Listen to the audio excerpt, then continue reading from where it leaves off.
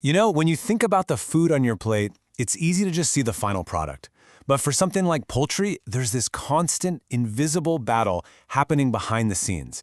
It's a high-stakes war, really, against microscopic enemies that could totally disrupt our global food supply.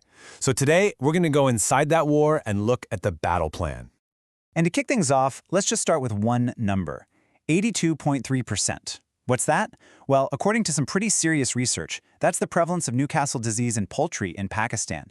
And believe me, this isn't just a local issue. It's a snapshot of a huge global threat, a reminder that this invisible enemy we're talking about, it is absolutely relentless. So, that brings us to the big question, right?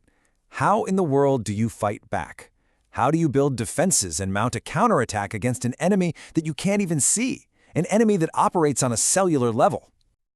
All right, so here's our game plan for figuring that out. First, we're going to identify the hidden enemy. You got to know who you're fighting. Then, we'll look at the natural lines of defense the birds already have. After that, we'll see how science comes in with a powerful counterattack. And finally, we'll step onto the evolving battlefield where this fight is changing all the time. Okay, first up, understanding the enemy. We are talking about some really nasty immunosuppressive viruses. Now, these aren't your run-of-the-mill germs that just make you sick. No, their strategy is way more clever and way more dangerous. They're saboteurs, designed to take down the very system that's supposed to fight them off. Their number one weapon is something called immunosuppression, and it's a brilliant and kind of terrifying strategy. See, they don't just attack the bird, they attack the bird's ability to attack back. It's like a burglar who doesn't just break in, he disables the alarm system on his way through the door. This leaves the host wide open to all kinds of other infections, which can turn one threat into a total disaster. And here are some of the main villains in this story. You've got infectious bursal disease, or IBDV. It goes right for the bursa. That's the bird's command center for making antibodies. Then there's chicken anemia virus, CAV, which targets the bone marrow and thymus, basically the factories that produce new immune cells. Each one is a specialist in sabotage, working to weaken the host from the inside out. So who wins this fight? Well, it's not random. It's actually a really delicate balance, a tug-of-war between the virus and the host. A lot depends on the virus itself, like how deadly is this particular strain. But just as important is the bird's immune status and how good the vaccination program is. It's a true clash of forces. All right, so we've met the bad guys. Now let's flip the script and look at the other side of the battlefield. What kind of armor does a bird have to defend itself? Because they're not helpless. They actually come equipped with some pretty sophisticated security systems of their own. So a bird's defense system is really a two-part deal.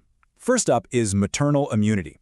You can think of this like a hand-me-down shield, a gift from the mother to her chick that gives protection from day one. Then there's acquired immunity.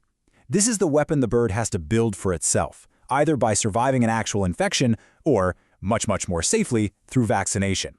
It takes a little longer to build, but it provides a long-lasting active defense. This timeline here shows this really critical handover period.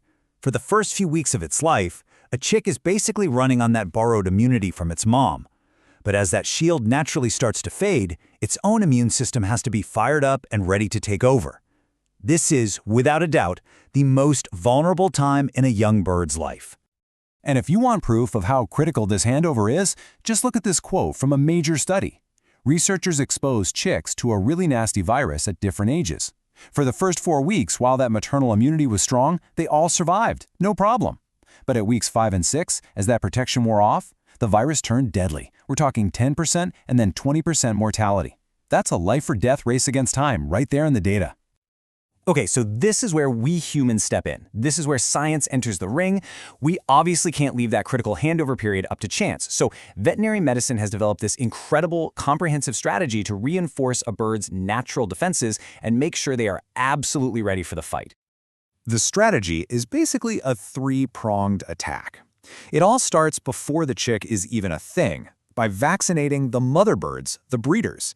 This makes sure they pass on the strongest possible maternal shield. Second, you create a super clean, low-stress environment to reduce any challenges. And third, you vaccinate the young birds themselves to give their own immune systems a jumpstart. And that first step, vaccinating the moms, is the absolute bedrock of this entire strategy. I mean, just look at this. A staggering 60 to 80% of a chick's early protection comes directly from its mother. Let that sink in. A well-vaccinated flock of breeders is the single most important thing you can do to give that next generation a real fighting chance. But what happens when that scientific counterattack isn't done just right? Well, in one really important study, scientists used a common vaccine against a very dangerous strain of Newcastle disease. When the dose of that vaccine was too low, the defense it crumbled. It wasn't strong enough, and the mortality rate stayed dangerously high. But now, watch what happens. When they use the exact same vaccine, but at the scientifically proven optimal dose, poof, mortality drops to almost zero. The difference is absolutely stunning. It proves that it's not just about having a vaccine, it's about the scientific precision you use to apply it. The right weapon, used the right way, gets you near perfect results. It's incredible. So, you might be thinking, okay, we've got the enemy figured out, we understand the defenses, and we have a scientific counterattack. Problem solved, right? Well, not so fast. There's one last huge piece of the puzzle. This isn't a static war. The battlefield is constantly changing because the enemy is constantly evolving. Infectious bursal disease virus is the perfect example of this.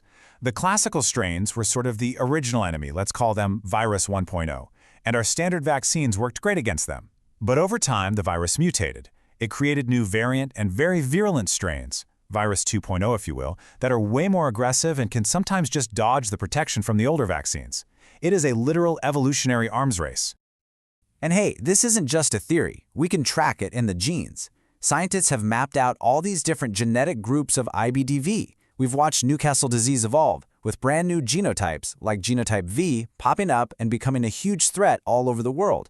This means you can't just develop a vaccine, pat yourself on the back, and say the job is done. The job is never done. And that really brings us to the most important point of this whole battle. Victory is always temporary. The single biggest danger isn't any one virus, it's complacency. It's thinking we've won. Constant surveillance and constant adaptation are the only ways to stay one step ahead in this fight for our food. Which leaves us with one final question to think about. The enemy is never going to stop adapting. It's never going to stop evolving. So if we want to win this invisible war, we have to make sure that our science, our strategies, and our focus evolve even faster.